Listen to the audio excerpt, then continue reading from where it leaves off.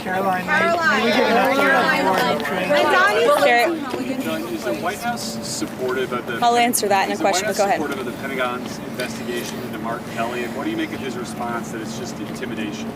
The White House is supportive of the Department of War's investigation into Senator Mark Kelly, and I think what Senator Mark Kelly was actually trying to do was intimidate the 1.3 million active duty service members who are currently serving in our United States Armed Forces with that video that he and his Democrat colleagues put out. Senator Mark Kelly well knows the rules of the military and the respect that one must have for the chain of command, and that all lawful orders are presumed to be legal by our service members. You can't have a functioning military if there is disorder and chaos within the ranks, and that's what these Democrat members were encouraging. It's very clear, and not a single one of them, since they've been pressed by the media, and I'll give you guys credit for that, can point to a single illegal order that this administration has given down, because it does not exist. They knew what they were doing in this video, and Senator Mark Kelly and all of them should be held accountable for that.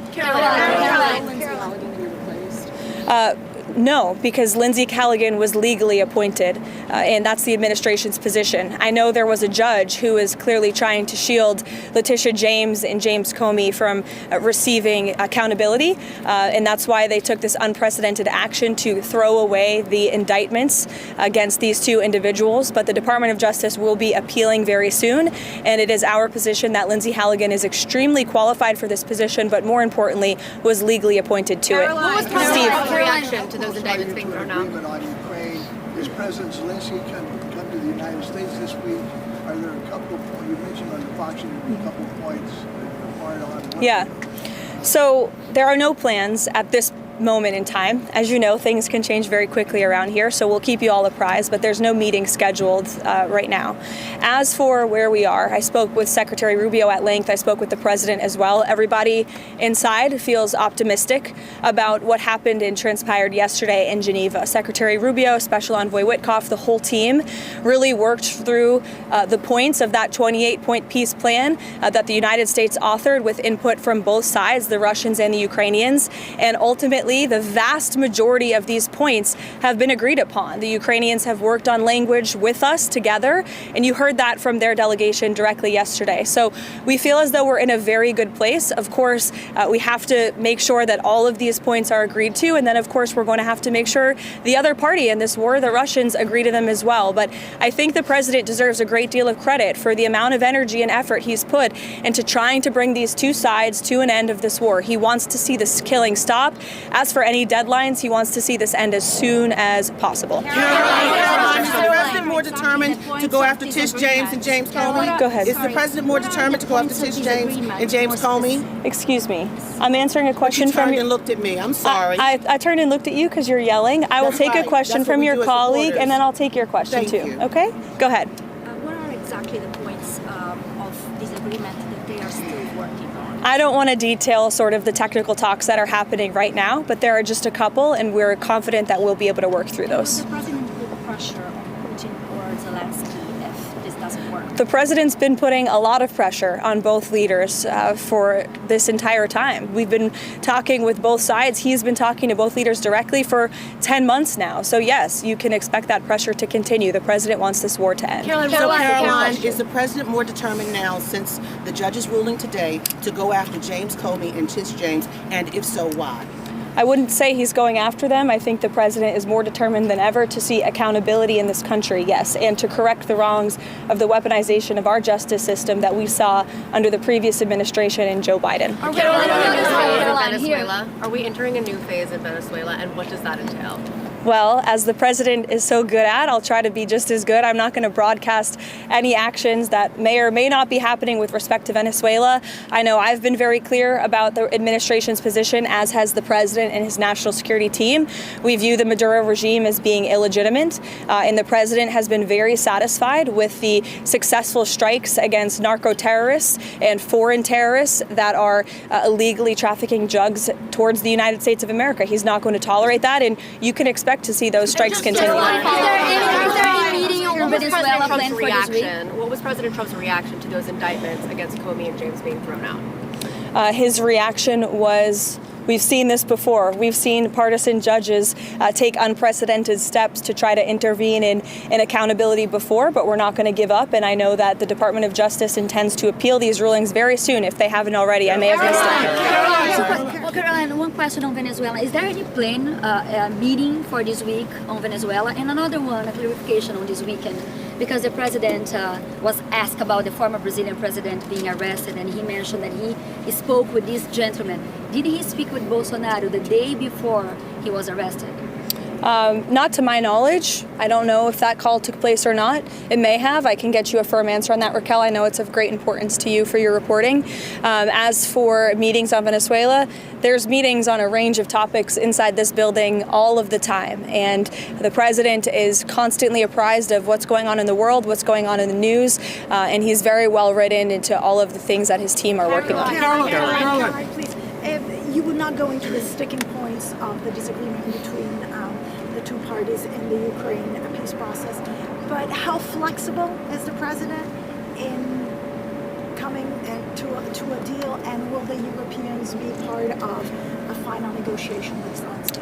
I think he's been quite flexible already. We've been watching this war go on for 10 months. He's talked to both leaders countless times. Our team has engaged with both the Russians and the Ukrainians extensively. As I said, there is a sense of urgency. The president wants to see this deal come together, and he wants to see this war end. Karoline, I wanted to ask you, is it MAGA to support American workers being replaced with H-1B visa holders?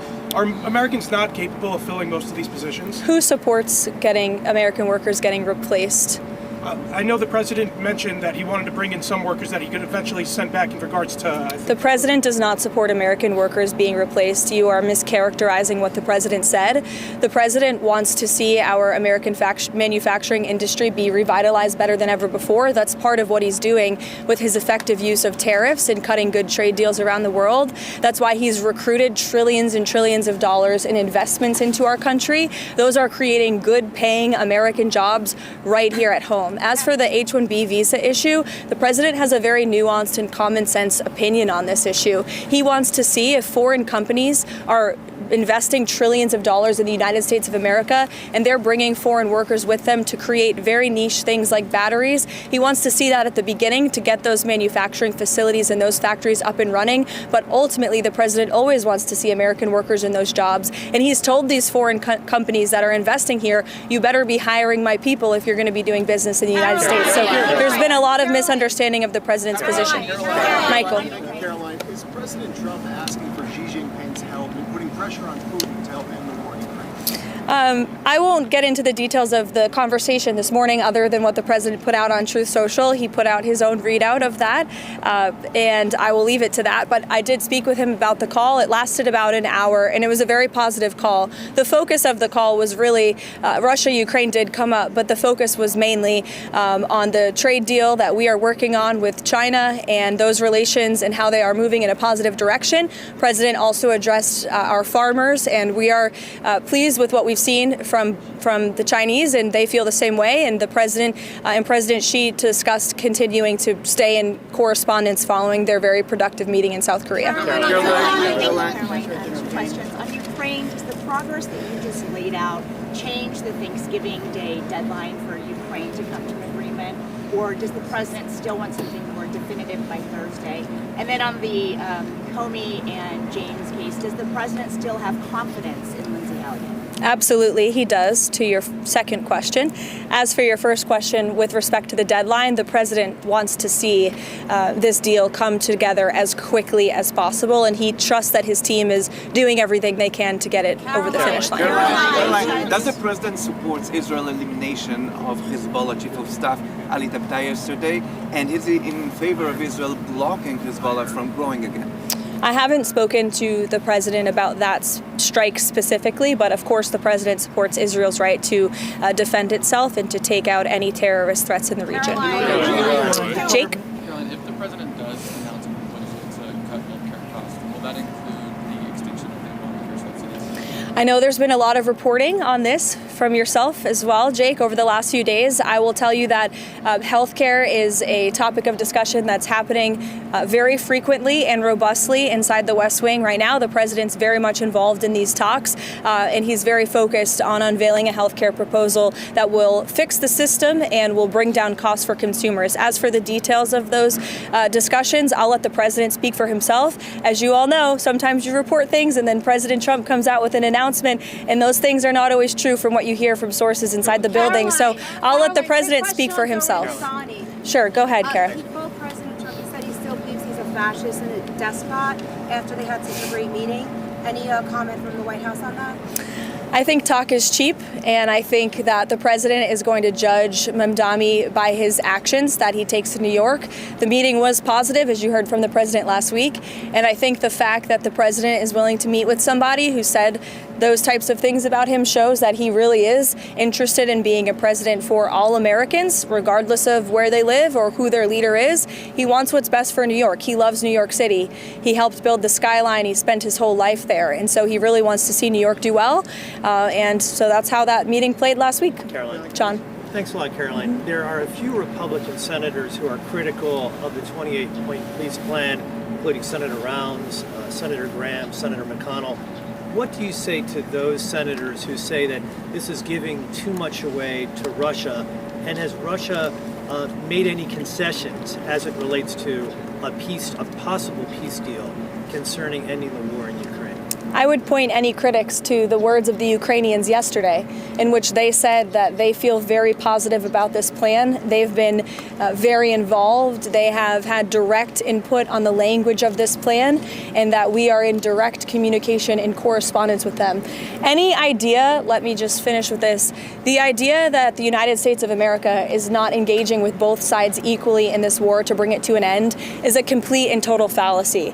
And I saw a lot of misinformation and rumors and allegations against people in this building, such as Secretary Rubio and Special Envoy Wynkoff and the president himself, that they are favoring one side over the other. That could not be further from the truth. I have watched as the president and his team have worked around the clock overnight with both sides on endless phone calls, endless meetings to try to bring this war to a close. And any suggestion otherwise is a complete misunderstanding of the facts. It's coming from people who have no idea what they're talking about, or people who are pushing their own agenda, or maybe people who don't want to see this war come to an end. I don't know. Maybe they're profiting off of it. Maybe they benefit from it in some way, but nobody in this building benefits from war. We want to see this war come to an end, and that's what the president and his team are proudly working to do.